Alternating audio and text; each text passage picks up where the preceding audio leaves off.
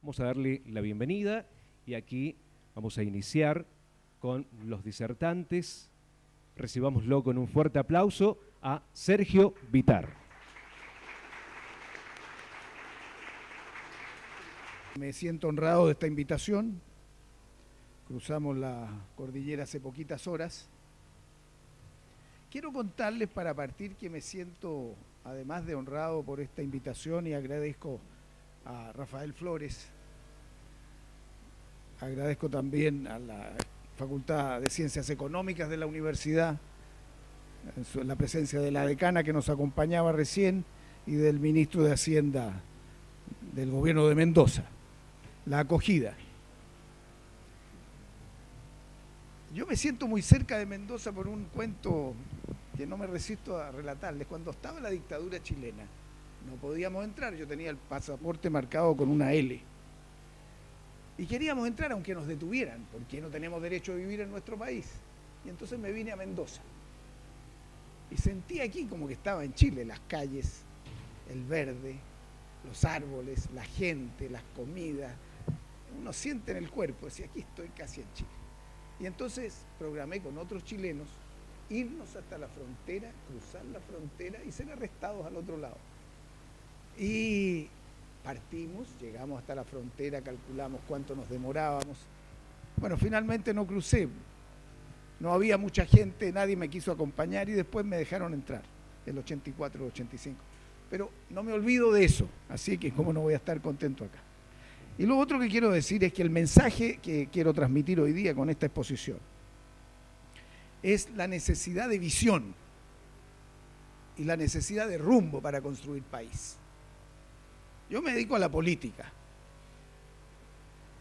Soy ingeniero civil, pero me he dedicado a la política. Incluso todavía no entiendo por qué este viernes me van a entregar la medalla de oro del Instituto de Ingenieros de Chile. Entonces miro para atrás, digo, pero désela a alguien que sea un buen ingeniero antisísmico. Porque claro que uno también como político, si lo hace bien, evita temblores inútiles. Entonces, visión y rumbo. Y por lo tanto, para eso, comprender las fuerzas globales que plasmarán el espacio del futuro y cómo diseñar nuestras estrategias nacionales. Cómo buscar a partir de estrategias nacionales, acuerdos nacionales que trasciendan el corto plazo, cómo derivar de ahí políticas públicas y cómo al final de cuentas gobernar mejor. De eso se trata. De manera que esta mirada a la prospectiva que quiero transmitirles en esta tarde dice relación con estos temas, que creo que les va a servir. Esto sirve para cualquier área en que uno esté haciendo funciones públicas. Si no entiende para dónde va su país, no entiende cuáles son las cosas más importantes, no se coordinan bien, no hay convergencia de fuerza, nos quedamos donde estamos. Y ese es un problema latinoamericano. Entonces, ¿por qué es importante la prospectiva? Porque hay que tener espacios de planificación estratégica, de reflexión estratégica, una va con la otra. ¿Y qué no se puede hacer? No, ni solo de corto plazo, ni solo nacional, tiene que ser largo plazo y global. Esa reflexión inicial. Tiene que ser también mirada para anticiparse a procesos que están adquiriendo una velocidad impresionante. Si uno mira las tendencias mundiales sobre las cuales tiene que estudiar más a fondo, y a los que se le interesan por esto, les quiero decir que lo que armamos en el diálogo interamericano y que está funcionando y pueden entrar a Inter-American Dialogue Global Trends, hemos hecho el registro de estudios de largo plazo mundiales, en todas las áreas que nos interesan, más amplio que existe hoy día. Y con eso se puede, cada país latinoamericano podría bajarlo, o un Ministerio de Energía que quiera ver cuáles son los últimos estudios de energía, cuáles son las proyecciones al 2030, 2040 en petróleo, o en gas, o en renovables, o en solar. Hasta en derechos humanos, cuáles son las tendencias de la ciudadanía mundial para gobernar. Está ahí, ustedes pueden entrar, y vienen ordenados por fecha, el Executive Summary, y después aparece el documento completo.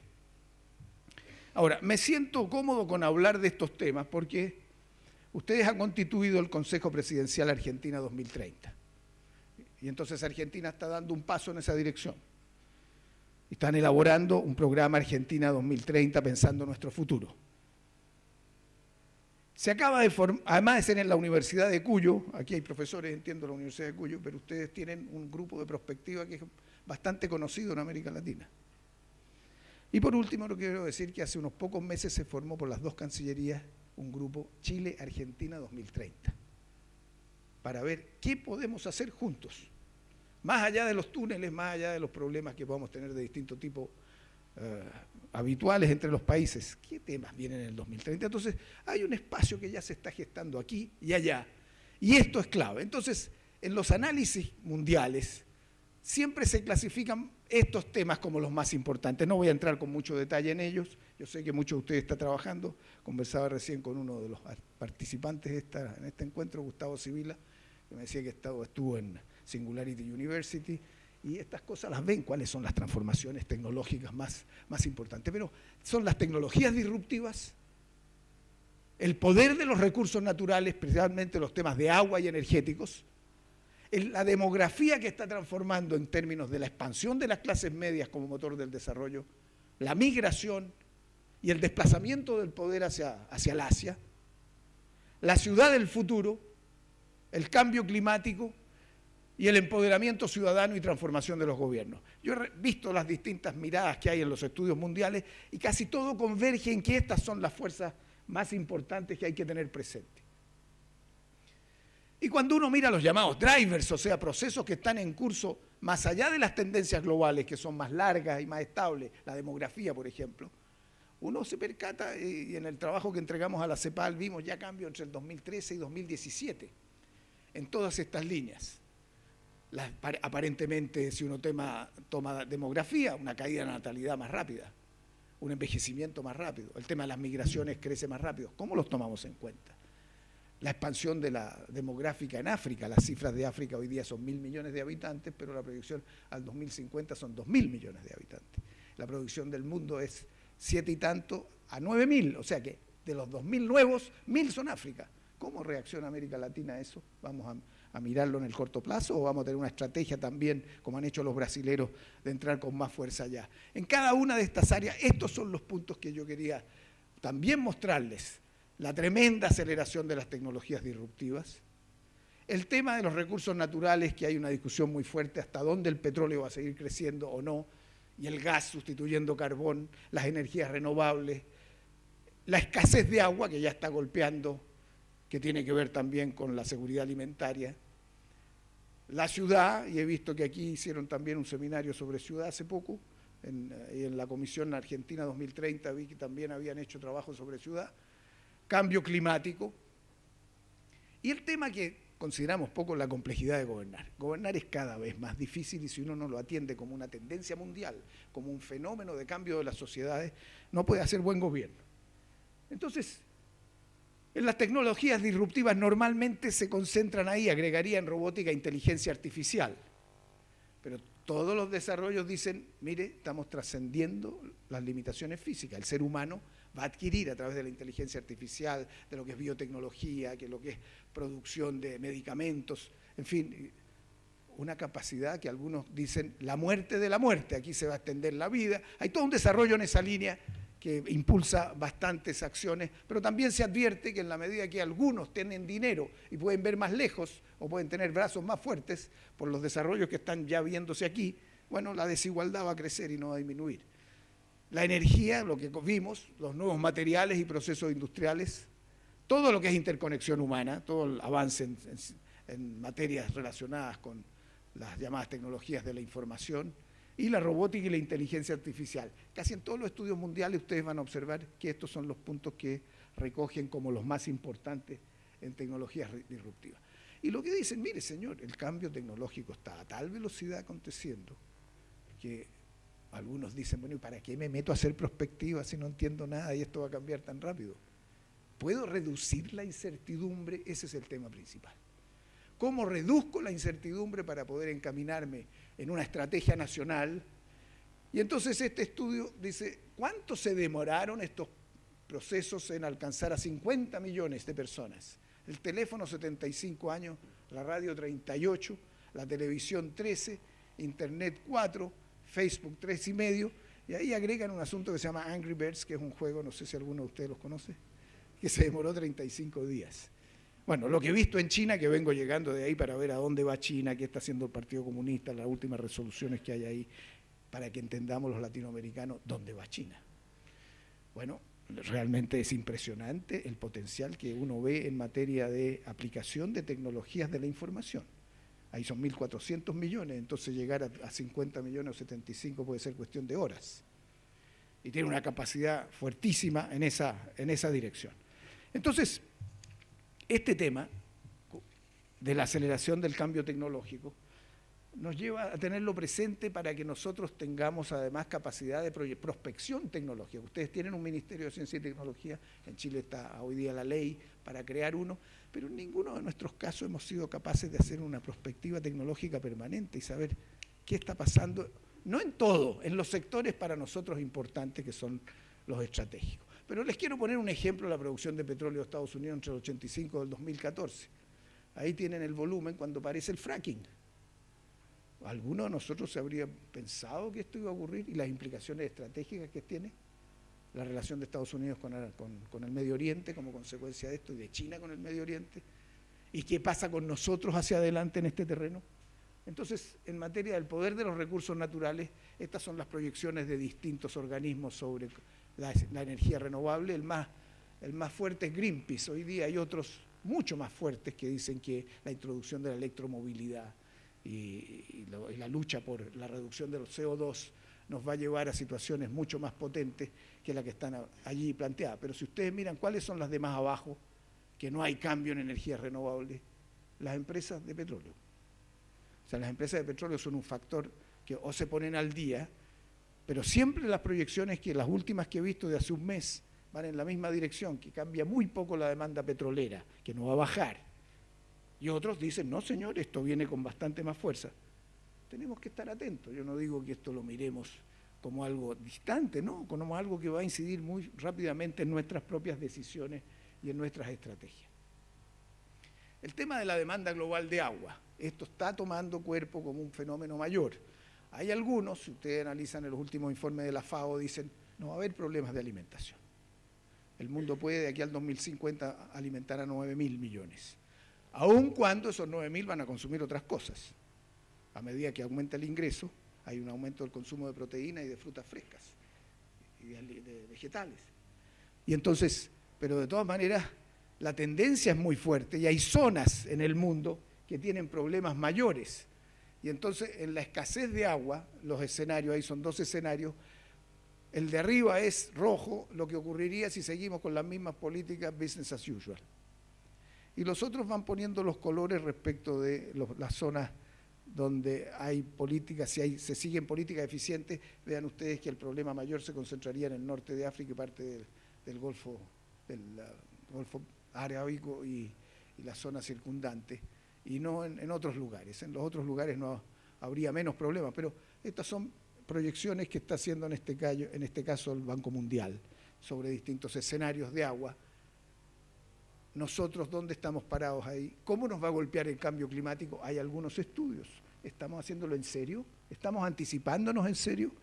¿El cambio climático va a ser una variable continua o va a haber una ruptura y un cambio de tendencia? En materia demográfica, hay una discusión.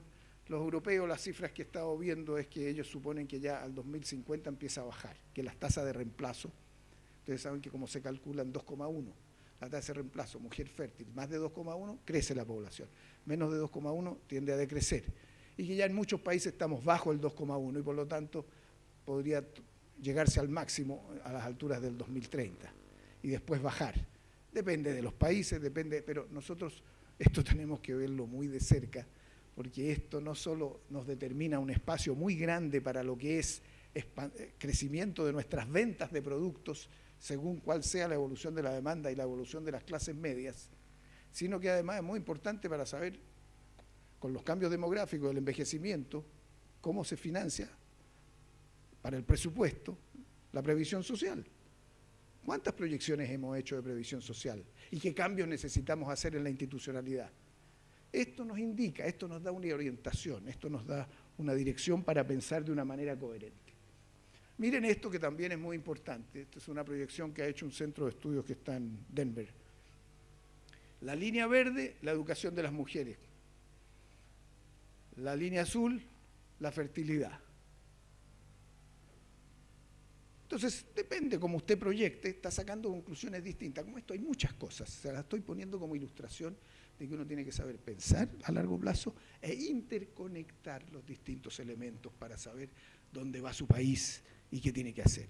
Un buen gobierno tiene que tener una capacidad de esta naturaleza bastante más fuerte de la que tenemos nosotros, y los buenos políticos tienen que estar al tanto de estas materias para poder hacer un proyecto de país y además entusiasmar a la gente, porque como estamos hoy día, la abstención, por lo menos en mi país, es muy grande. El desplazamiento de poder. Fíjense ustedes, este es un estudio del Banco Asiático de Desarrollo. Y cuando uno lo abre como latinoamericano, dicen, estos tipos están mirando el año 2050 y nuestras décadas latinoamericanas, esta es la década de América Latina, duran como 3 años las décadas latinoamericanas. Pues no somos capaces de mirar hacia nada. Cuando empieza el boom reciente con los chinos y los productos de recursos naturales, todos pensamos, pero se acabó el 2013, 2014, miren acá.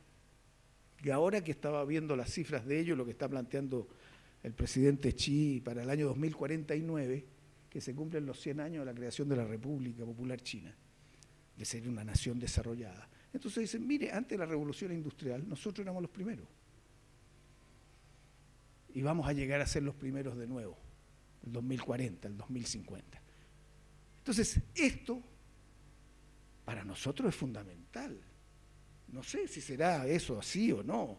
Uno tiene que ir siguiéndolo esto día a día, si esta cuestión, uno no esto como hacía la planificación de 5 años y la guardaba en un cajón. Esto requiere análisis permanente, un seguimiento permanente, expertos permanentes, de manera que uno vaya siguiendo cuáles son las tendencias. Pero si esto es así, ustedes se dan cuenta la importancia del Pacífico Sur y de la estrategia que tenemos que seguir hacia allá. Y cuando el presidente Macri va a la reunión de la Alianza del Pacífico hace unos meses en el sur de Chile, bueno, está dando una señal de que Argentina está mirando en esa dirección. Y los pasos fronterizos que tenemos que hacer y las conexiones con Brasil van apuntando en esa dirección. Sin esto uno no se da cuenta. O sea, la velocidad de lo que está ocurriendo aquí, si uno no tiene nuestra gente hablando chino allá, no sabe lo que va a pasar. Yo felizmente como ministro de Educación firmé un acuerdo con los chinos y me mandaron profesores para enseñar chino en Chile. Y claro, salieron en los diarios, este ministro está loco. Quiere que los chilenos aprendan inglés y ahora se le ocurrió lo del chino y los chilenos no hablan ni bien el español. Entonces, pero yo puse una meta, dije, yo quiero que el año tal haya 100 chilenos que hablen chino. Bueno, acabo de estar allá, me reuní con ellos, son chicos extraordinarios, no solo están hablando chino porque están estudiando, hay 1000 estudiantes chilenos estudiando chino en los liceos, y en general me llamó la atención, los que van a estudiar a Estados Unidos son los sectores de ingresos altos, los que van a China son gente de ingresos medios bajos. No sé por qué, no tengo una explicación, pero son de mucho más pelea para llegar y abren mundos nuevos. Y entonces están estudiando carrera los primeros, ya no aprender chino, estudiar economía en chino. Entonces yo digo, ¿y si los negocios de América Latina con China lo van a hacer los chinos que hablan español o los latinoamericanos que hablemos chino? Y si uno no se da cuenta de esto, se queda tranquilo sentado y después se dice, pero qué tontos fuimos, no nos dimos cuenta. Por eso que la perspectiva en lo que uno pueda ver es fundamental. Y lo que puede ver es corto, porque esto está muy rápido. Entonces, miren ustedes el orden que está previsto en las últimas proyecciones de Pricewaterhouse. 2016-2050. El primero ya, si ustedes miden en PPP, el producto es China. Y es China el 2050. La India pasa a ser el segundo el 2050 y Estados Unidos queda en tercer lugar. Y pasa Indonesia, Brasil, Rusia y México, según estas proyecciones, a los lugares siguientes el 2050. Japón, Alemania y Reino Unido abajo. Entonces, ¿qué implica esto para nuestra propia estrategia? ¿Con quién nos asociamos? ¿Con qué tecnología nos despertamos y nos movemos? El otro gran cambio que les mencioné al comienzo es el tema de las ciudades. La tasa de urbanización de América Latina es la más alta del mundo. Los chinos están tal vez en 50, los indios en menos de 40.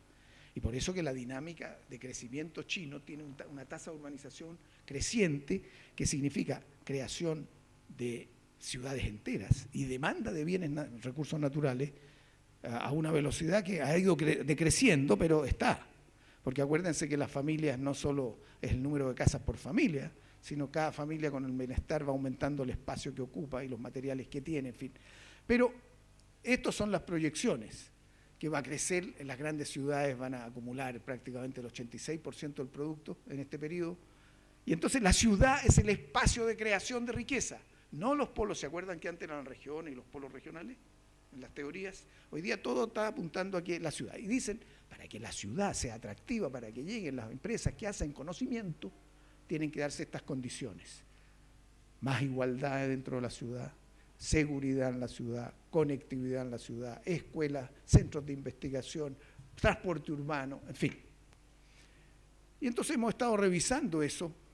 El McKinsey Institute es muy bueno, yo se los recomiendo ahí, tienen estudios permanentemente todo el tiempo y podemos ver esto. Y ellos pusieron una lista además cuáles son las condiciones que tienen que cumplir los países y cómo nuestras ciudades, las grandes, las más grandes, México, Sao Paulo y Buenos Aires, tienen problemas y pueden cambiar.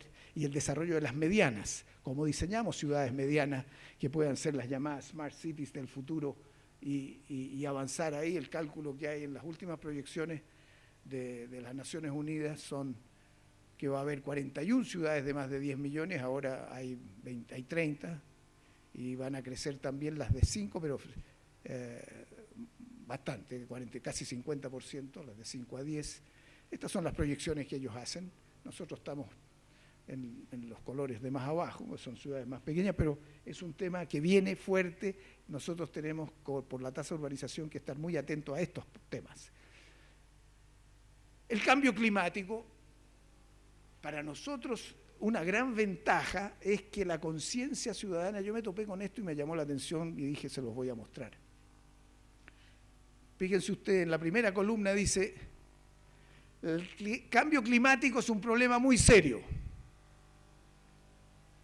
América Latina, 74%, África, 61%, Europa, 54%, Asia-Pacífico, 45%, Medio Oriente, 38%. Claro, ahí están en guerra, están preocupados de otras cosas. Me llama la atención lo de los chinos, porque en Pekín no se puede respirar a veces. Entonces, no. Pero, ¿qué es lo que me llama la atención de esto? Después analizan los otros. El cambio climático daña a las personas. América Latina, en primer lugar, 77%. Entonces, eso es una ventaja. Si nosotros tenemos una mayor conciencia, podemos ser más innovadores en verde, en tecnologías verdes.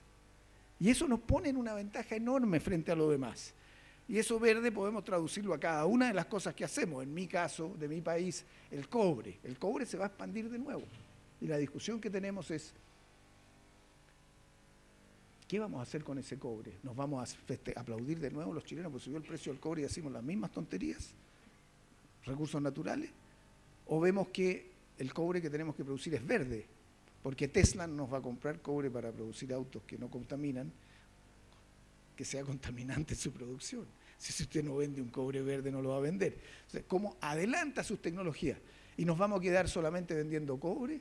¿O con Argentina, que los dos tenemos la mitad de la producción mundial de litio, vamos a hacer algo juntos? ¿Saben ustedes que la producción mundial de litio son 200.000 toneladas? Chile y Argentina 100. ¿Quién es el otro? Australia, 100. Y las cosas como van es que Australia y otros van a crecer y nosotros nos vamos a quedar bastante más chicos. Litio lo vamos a vender como un concentrado, vamos a venderlo como carbonato de litio, vamos a venderlo como un producto para hacer pilas. Necesitamos cobalto. ¿Quién tiene cobalto? Y necesitamos energía solar, vamos a tener. En fin, acá hay un tema crucial, inmediato. Pero para eso hay que tener gente que investigue y hay que ver lo que están haciendo los otros y asociarse con empresas internacionales. Entonces, estos temas van derivando de inmediato en las cuestiones prácticas. Demografía, autoritarismo y democracia, el tema de la gobernabilidad. La azul es el autoritarismo, felizmente hasta ahora, puede que los últimos datos están mostrando que se está revirtiendo un poquito ratos. La verde es democracia. En el mundo, si uno toma un periodo largo, hasta el 2014, desde los años 60. ahora va a salir un informe que se los recomiendo a los que a ustedes les interese, que se llama El Estado de la Democracia en el 2017, que es un informe que va a producir por primera vez un organismo que se llama IDEA, que está en Estocolmo, es el Institute for Democracy and Electoral Assistance. Me llegó recién la versión que está en embargo para ver, pero realmente empiezan a medir mucho más indicadores para ver, ¿es cierto que estamos en una regresión democrática? Este problema es fundamental para la gobernabilidad. Si no hay ciertos acuerdos, los gobiernos pueden ser muy bien intencionados y terminan en nada. Y lo hemos visto y lo vivimos. Entonces, en esta materia son los grandes temas de transformación. Y los game changers se llama en esta discusión, además de los drivers, que son las cosas nuevas, por ejemplo, el fracking. O, bueno, algunos de ellos se transforman en game changers que te cambian todo el juego. ¿Cuáles son los dilemas globales que tenemos que tener presentes? Este tema es crucial. Con Trump, con Xi, ya las cosas se han puesto todavía más claras. ¿Qué va a pasar entre la relación entre China y Estados Unidos? ¿Nos afecta? ¿Cómo no nos va a afectar? Imagínense ustedes que hay un conflicto en la zona de China del Sur. ¿Qué puede ocurrir? ¿Usted cree que no se cortan las transmisiones, todo el transporte? Para el Pacífico, los países que vamos a estar más hacia el Pacífico, es otra dimensión muy importante, la infraestructura que usted va a hacer. La seguridad alimentaria, las clases medias fuertes en el Asia. Entonces, piense usted que está previsto que India supere a China en población por ahí por el año 2030. Unos 1.400 y el otro 1.200 y tanto. Ahora, cambiarlo de un hijo por dos, bajo ciertas condiciones en el caso de China. Pero ahí hay un fenómeno muy interesante con demandas muy fuertes de agua y de tierra. Yo entiendo que en Argentina ha ocurrido y que han comprado mucha gente de esas zonas tierras y que no sé, he sabido, no sé si estoy en lo cierto, que el gobierno argentino o el Parlamento paró, o por lo menos ha tratado de parar eso, porque si no, ¿en qué se queda uno? El tema de la destrucción de empleos es el fenómeno más estudiado hoy día en los países desarrollados. ¿Lo están estudiando ustedes aquí? Nosotros no. O sea, América Latina, yo no conozco ningún estudio serio de cómo nos va a afectar la robótica, las 3D, la 3D printing, el Internet de las cosas, la robotización. ¿Qué empleos van a ser los mismos? El estudio más premonitorio, por lo menos el primero que hizo en Oxford un señor que se llama Osborne, ¿lo han visto? Si no, véanlo. Entonces él toma toda la lista de funciones y empleos de Estados Unidos, analiza con los científicos qué cosas van a cambiar, por ejemplo, en bancos, en construcción, en agricultura, tome usted lo que quiera. Y dice, el 47% de los empleos que de Estados Unidos en el año 2030 van a haber cambiado. Y parte de la discusión mundial hoy día tiene que ver con eso.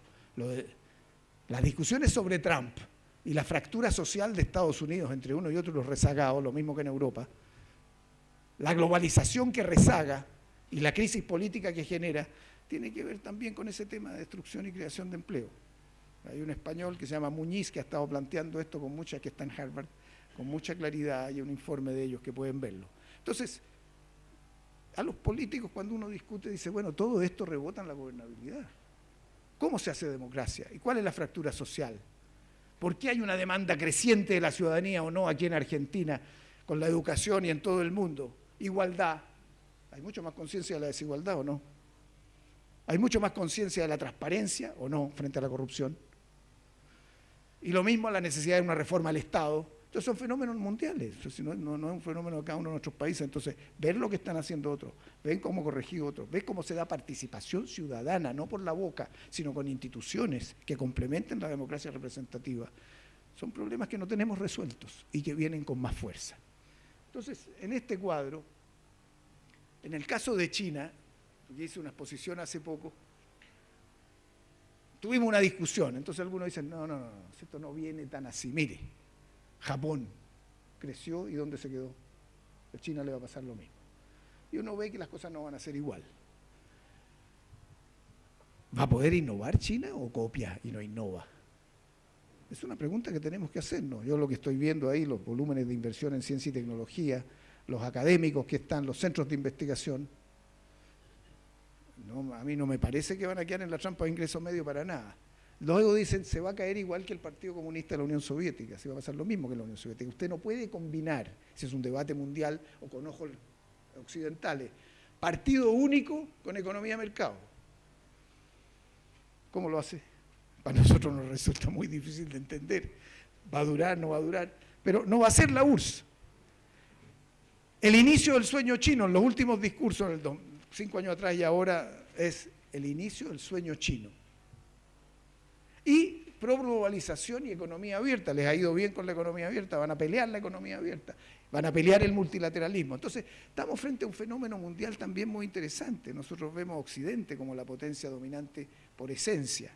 No es así ni va a ser así. ¿Cómo va a ser? No sé, pero hay que estar pensando, viéndolo, y mientras tengamos más latinoamericanos que piensen en serio estos temas, mejor para gobernar. Fíjense esto, el sueño americano, en este debate que hay. La línea amarilla dice, ¿cuántos de la generación nacida del año 80 creen que le va a ir mejor que a sus papás? Y las de arriba, si usted nació en el 40, en el 50, el 60, el 70, cifras mucho más altas, 60, 70, 80%, a mí me va a ir mejor que mi papá. Y la discusión que hay en Estados Unidos ahora, es decir, acá, las últimas encuestas, si no me equivoco, este es del New York Times, dice que ya la mitad de los que nacieron en el 80 dicen que les va a ir menos bien que a sus papás. Entonces, ¿qué pasó con el sueño americano? Los otros señores están planteando el sueño chino. Entonces, yo planteo esto porque tiene que ver, por la estagnación de rentas, tiene que ver con la forma que hicimos la globalización. Y si nosotros no nos cuidamos, nos va a pasar lo mismo porque aquí tenemos mucho más desigualdad y una globalización mal controlada, sin mecanismos de distribución, sin salud, sin educación pública, sin servicios públicos mejores, sin pensiones mejores, nos puede llevar a unas diferencias cada vez más grandes.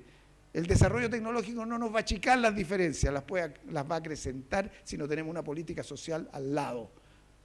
Y es por eso que está tomando cuerpo la idea, ustedes han visto, se votó en Suiza hace poco, el salario básico universal. O sea, bueno, crezca, pero a toda la gente le tiene que asegurar unas condiciones de vida. Bueno, se votó y se perdió, pero esa idea está dando vuelta.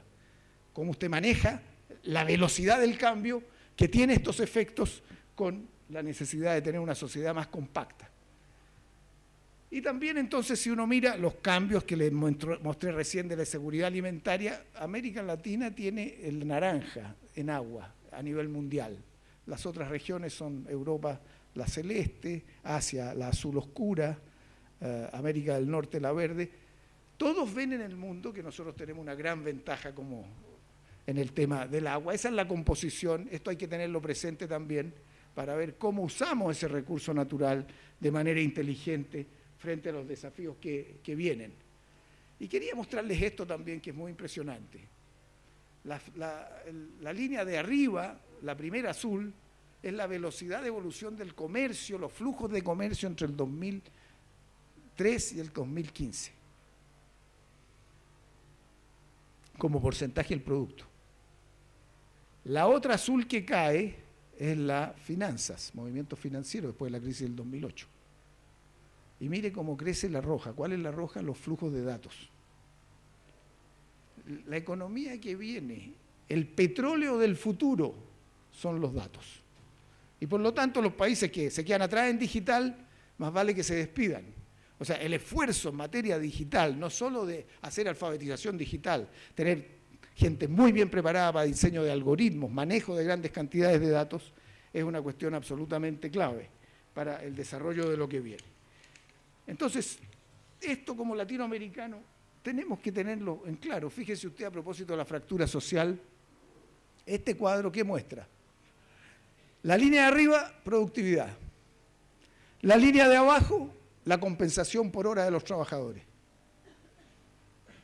Esa es la fractura social, ese es el problema que se está analizando ahora, porque un sector muy importante de los norteamericanos dijo no a la globalización. Me estoy quedando atrás, prefiero cerrarme, voy a liquidar el NAFTA con México y con Canadá, no hago el acuerdo con los europeos, me salgo de la COP21, de los acuerdos de medio ambiente. Tiene que ver con esto. Entonces, no lo habíamos visto nosotros así hace un tiempo. ¿A alguno de ustedes se le habría ocurrido que ese iba a ser un fenómeno en la evolución de lo que iba a ser Estados Unidos o Europa hace 5 años? No.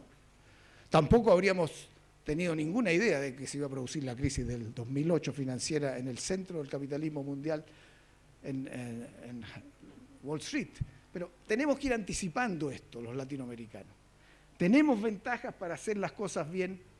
Entonces aquí tiene usted el porcentaje de hogares con rentas planas o decrecientes en el periodo 2015-2014, 2005-2014. Mire, sobre el 80% en Italia y en Estados Unidos, o porcentaje de hogares con rentas planas o decrecientes en el periodo 2005-2014. Y ustedes han visto las cifras de concentración del ingreso en el 1% más alto de la población. Este es un fenómeno mundial. Pero ojo los latinoamericanos, que como aquí está la desigualdad es más alta, si no atacamos ese problema como un factor de crecimiento, estamos fregados. Entonces tenemos ventajas estratégicas los latinoamericanos. Todo esto es como para presentar un mundo que hay que estarlo analizando con detalle, pero traerlo hacia nosotros. ¿Qué hacemos los latinoamericanos y después qué hace cada uno de nuestros países? Yo creo que esas son ventajas que tenemos y que tenemos que sacarle el máximo provecho. Somos una zona de democracia y eso tenemos que defenderlo a cualquier precio. Somos una zona de paz, los conflictos los resolvemos por la vía institucional. Imagínense ustedes si miran el mundo, eso no es una ventaja para el futuro, para el que quiera estudiar, que quiera invertir, que quiera vivir, que quiera hacer turismo, de paso. ¿Saben cuántos chinos salen a hacer turismo el 2016? 120 millones. Y en Chile llegaron 26.000 nomás, no sé cuántos en Argentina. Entonces ahí también hay negocios que se pueden hacer en ese terreno si uno tiene los datos en la mano y los puede manejar. A algunos pueden no gustarle que vengan mucho, pero se puede regular. Entonces, ventajas estratégicas de América Latina, recursos naturales. Lo que vimos del agua, lo que vimos de tierra, lo que vimos de minerales, lo que vimos de agricultura por consiguiente. El dividendo demográfico sigue siendo positivo en América Latina. Y eso también es considerado un factor distinto que el Japón, que le está disminuyendo la población, en Rusia está disminuyendo la población, en China va a entrar a disminuir la población, en Europa está disminuyendo la población. Y estos dos últimos que puse ahí, que lo hice un poco rápido ayer, entonces la religión me salió sin I. Es cierto, todos nos preguntan, ustedes hablan el mismo idioma, tienen la misma religión o el mismo concepto de las religiones, tienen la misma cultura, les gustan las mismas músicas. ¿Y cómo pueden estar tan dislocados desde el punto de la integración? Porque nunca nos ha resultado el tema de la integración. Pero mirado al revés, es un tremendo potencial. En vez de tomarlo escépticamente, decir, como yo lo escucho en algunos debates, no se mete en eso. Mire, ¿cuántas instituciones tenemos? Que el CELAC, que el UNASUR, que el Mercosur, que el Grupo Andino, que la Centroamérica, que el SICA, que los Caribe, que el CARICOM, que la Alianza del Pacífico, en fin. Pero aquí hay un potencial enorme porque mi visión, por lo menos, es que las fuerzas mundiales que no están apuntando en la dirección de gobernanza global, ese es un gran dilema de la gobernanza que viene, puede generar situaciones de mucho más riesgo. Y en ese caso, las regiones pasan a ser espacios muy importantes de estabilización. Nosotros necesitamos, por razones económicas y políticas, reforzar América Latina. Además, ustedes saben que ningún presidente de América Latina, cuando habla como de un país, tiene mucha resonancia. Pero si coordinamos, sí podemos tener un peso mayor. Si uno ve los planes que se han desarrollado en infraestructura de transporte, pero si ahora vemos la posibilidad de tener un mercado único digital, que se está comenzando a hablar, por lo menos la Alianza del Pacífico, las mismas normas, y si lo hacemos todos en América Latina, el cuento es distinto. O en integración energética, recién hay una primera comunicación energética entre Chile y Argentina en el norte, pero puede haber en el sur. Había más antes con lo del gas. Hay que reponer eso, porque las desconfianzas complican. Entre todos nosotros, bueno, Argentina con Uruguay, con Brasil, en fin, Colombia con Perú tienen bastante más, pero este es un área donde hay un potencial enorme. Entonces, esas son ventajas estratégicas de América Latina. Pero tenemos debilidades que a la luz de los fenómenos mundiales que les mostré, son grandes y podemos enfrentarlas, claro que sí. Hay muy baja participación ciudadana, el desprestigio de los partidos políticos, la distancia de la gente con los políticos. O sea, si yo digo, yo soy político, lo digo porque me siento orgulloso de dedicarme a la política y porque además estoy consciente que los países que tienen malos políticos les va mal. Hay que tener buenos políticos y hay que formar a los mejores y hay que entusiasmar a la gente joven que se mete en política, en vez de andar quejándose, que entren y la mejoren. Pero en fin, baja participación, alta concentración del poder económico y de la desigualdad. Tenemos que hacer más, un rezago educativo y tecnológico y el Estado nuestro realmente se quedó atrás en todos los planos. O sea, tenemos un problema serio para todas estas tareas, tanto sociales como productivas, como integradoras, como participativas. Tenemos que repensar el Estado y avanzar más de lo que estamos avanzando. Es un Estado muy vertical, necesitamos Estado en red. Y entonces, si uno resume todo el debate latinoamericano, uno puede concluir en estos puntos como nuestros desafíos estratégicos. La gobernabilidad democrática en primer lugar lo pondría yo, porque si uno no puede gobernar todo lo demás es música. Y eso implica el tema de la participación, dinero y política, desigualdad, violencia, Estado. El cambio de la estructura productiva. Vamos a producir soya y más cobre, quedamos las mismas. Otro ciclo y quedamos vueltos de espalda de nuevo. Entonces, recursos naturales, la nueva industrialización, el tema de los alimentos, tecnología, agua, energía renovable, digital. En eso tiene que haber una estrategia, cada uno concentrando todos esos conocimientos con ciencia y tecnología, con gente bien formada, en las áreas donde uno es fuerte. Y las áreas donde uno es fuerte no se inventan, están ahí. Puede crear una más en 10 años, pero tiene que sacarle más a lo que tiene. Yo estoy seguro que si uno se lee un libro de la estrategia argentina del año 2030, debe decir cosas muy parecidas a las de ahora, en términos de qué áreas son las importantes. Los alimentos y lo agropecuario argentina, que usted se lo va a sacar, es un eje, pero hay que meterle mucho más tecnología, comercialización, alianzas con otros, en fin. Inclusión social, ese es un desafío estratégico de América Latina, por lo que contaba antes, no solo la desigualdad que tenemos, la desigualdad que viene, el empleo, la vulnerabilidad, el financiamiento. Acelerar la integración. Es bueno esto que se ha denominado convergencia en la diversidad, Mercosur, Alianza del Pacífico. Y yo creo que Argentina está tomando un liderazgo en eso, puede tomarlo. Y las relaciones también con Brasil pueden apuntar en esa dirección después de la crisis en que están. ¿Será posible hacer un acuerdo Mercosur-Europa, Unión Europea? Está puesto sobre la mesa. Si Mercosur arriba un acuerdo con la Unión Europea, toda América Latina tiene acuerdos con la Unión Europea. Los centroamericanos lo tienen, todos los países de la Alianza del Pacífico lo tienen. Entonces, con eso tendríamos la posibilidad de que las normas que negociamos cada uno por separado, que no fuimos capaces de negociar entre nosotros, negociamos con Europa, podemos a través de ALAD y otra institución establecer esas mismas normas para el conjunto, normas de origen y otras. Y entonces tú puedes dar un salto en la integración latinoamericana. Esa es una posibilidad que se está considerando y pensando, hay que ver cómo evoluciona. Y sin duda, el otro gran desafío es educación, ciencia y tecnología, y si vamos a cumplir o no los objetivos de desarrollo sustentable del 2030. Yo entiendo que aquí se formó también una comisión de cumplimiento. Todos los países debieran formarla, porque eso nos ayuda mucho. Ahí hay un compromiso de la nación frente al mundo. Entonces eso te permite hacer más convergencia de intereses políticos, porque son muchos parecidos a los que estamos planteando ahí como objetivos estratégicos. Yo siempre hablo del tema de la gobernabilidad. Me pasó que la otra vez me han invitado varias veces los militares en esto, están siempre pensando estas cosas, y son los primeros que han entrado en estas materias prospectivas por la geopolítica. Pero entonces me llamó la atención en un momento, en una de las reuniones, que lo que más les preocupaba es tanto desorden público, tanta dificultad para gobernar. Pero la lógica militar es otra. Y entonces es importante explicar que estos fenómenos de gobernabilidad son mundiales y son complejos porque son sociedades más complejas. ¿Y cómo se solucionan? No se solucionan por la fuerza. Y entonces ahí puse algunos elementos, la desigualdad y la movilización social. Y la movilización social, entenderla como una expresión democrática en la medida que uno no tenga instituciones que canalicen.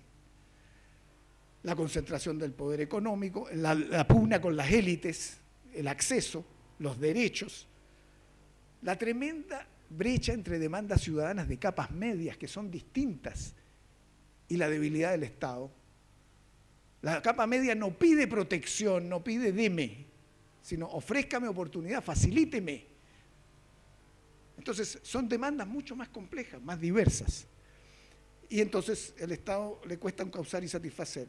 Y por cierto, el lento crecimiento genera una situación. Estos son algunos de los elementos que tienen que ver con el primer punto que hablé de gobernabilidad para los desafíos. El segundo que planteé de los desafíos de América Latina, ahora recién, es el tema de el cambio de la estructura productiva. Más de lo mismo, Fíjense ustedes, este dato es muy interesante. El verde representa lo que se llama productividad total de factores, que no es ni trabajo ni capital.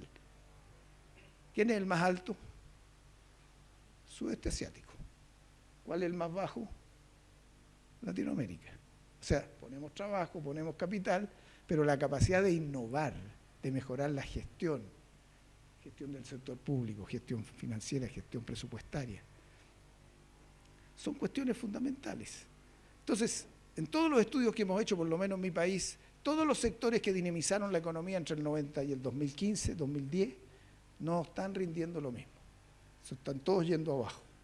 No podemos seguir haciendo más pesca y más madera y más cobre y más fruta como lo estamos haciendo. Entonces, el cambio en la estructura productiva es absolutamente fundamental y estos datos son bastante deprimentes. Los promedios sobre el producto ya han subido más. Si uno ve Corea, hoy día ya pasó el 3% en ciencia y tecnología.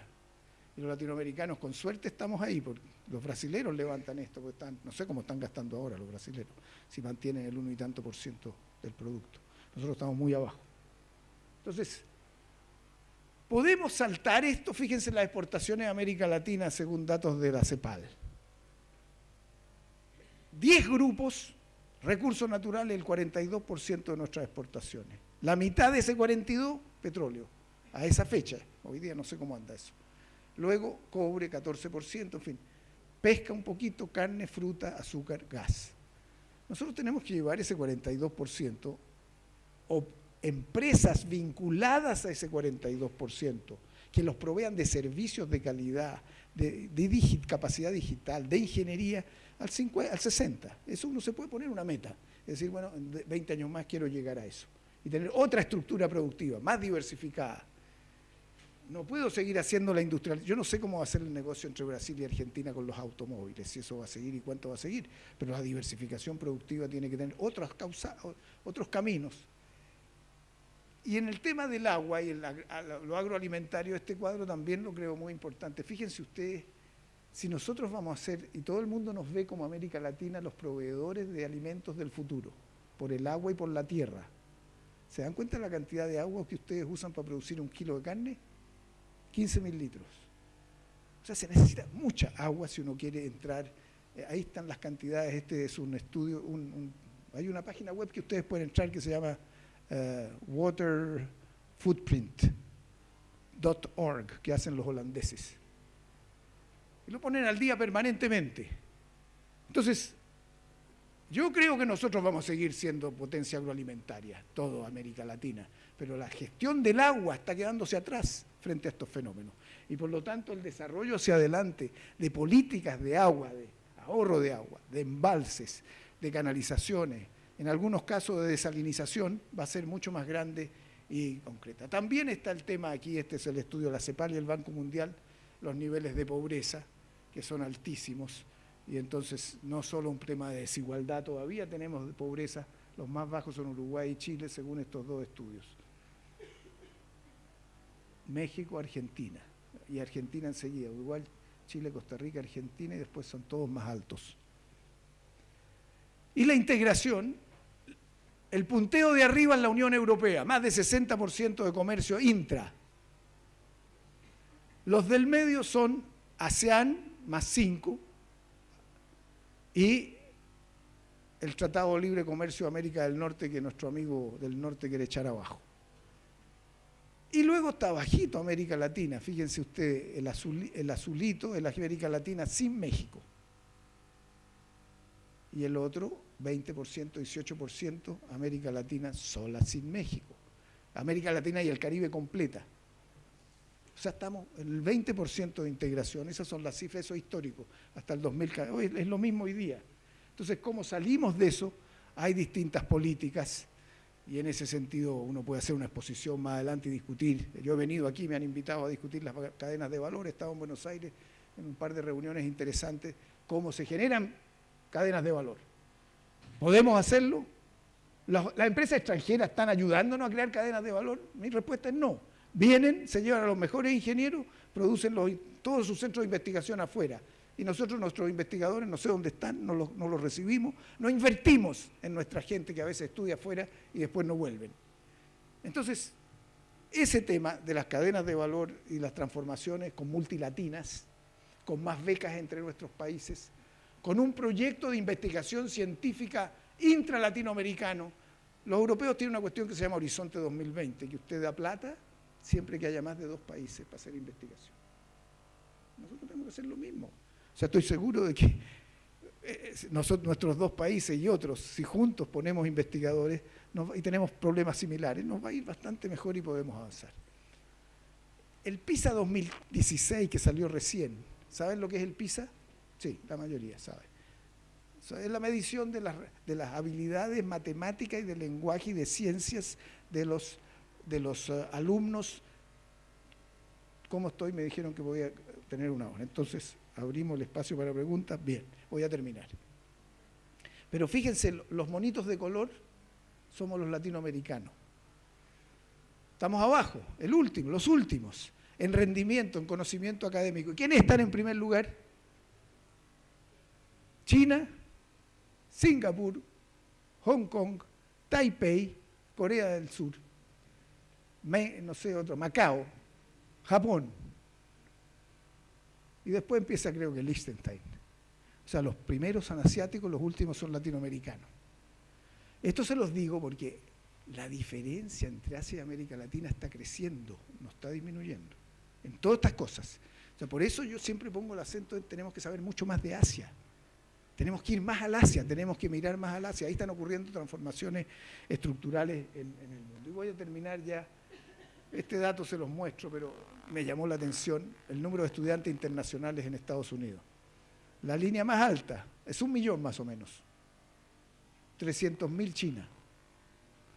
Todos los latinoamericanos juntos apenas sumamos lo mismo que Corea del Sur, que tiene 50 millones de habitantes, nosotros tenemos como 400, 500. Entonces, ¿por qué ellos van a estudiar a las mejores universidades del mundo? Nosotros las tenemos al lado. O sea, uno se pregunta esas cosas cuando ve esto y puede cambiar de política. Yo termino con esto. Nosotros tenemos que reforzar la capacidad latinoamericana, argentina, chilena, de hacer esto que estamos discutiendo hoy día aquí. No tenemos instituciones que lo hagan. Ustedes crearon esta oficina presidencial 2030, en Chile se creó en el Senado una comisión de futuro, ha habido argentinos yendo para allá, pero nosotros no tenemos todavía un organismo que articule, hay muchos grupos sueltos. Entonces, esto hay que hacerlo. Hay que crear una unidad de prospectiva estratégica, hay que crear una red latinoamericana, pero hay que crear un sistema público-privado, con universidades, con la sociedad civil, con las regiones, que haya una reflexión de pensar en futuro distinto de lo que estamos haciendo hoy día. Y esto tiene que ser una discusión nacional. Fíjense ustedes el caso que a mí más me gusta, el de Finlandia. Ya terminé. Tienen un sistema, el país que tiene occidental, yo no sé qué es lo que tendrán los coreanos, los otros, a veces ni traducen, entonces es muy difícil saber. Pero ellos partieron, cuando se cae la Unión Soviética, y se encuentran con una situación que dependían mucho de ellos, y no sabían muy bien cómo operar, armaron una tremenda estructura que es una de las mejores del mundo en prospectiva. Eso le llaman el sistema de Foresight. Tienen un comité del futuro, tienen la Academia del Futuro de Finlandia, tienen una red universitaria, tienen la Sociedad Finlandesa del Futuro, tienen un instituto de investigación del futuro en la Universidad de Turku que además asesora al Parlamento. Las empresas tienen una estructura y participan también. Las estadísticas tienen un consejo regional de prospectiva. Los ministerios tienen, y hay una oficina del primer ministro. ¿Y qué es lo que hacen? La oficina del primer ministro elabora un plan cada 3, 4, 5 años de futuro de Finlandia y se lo manda al Congreso. El Congreso tiene su oficina, lo analiza, lo devuelve y se arma un debate nacional.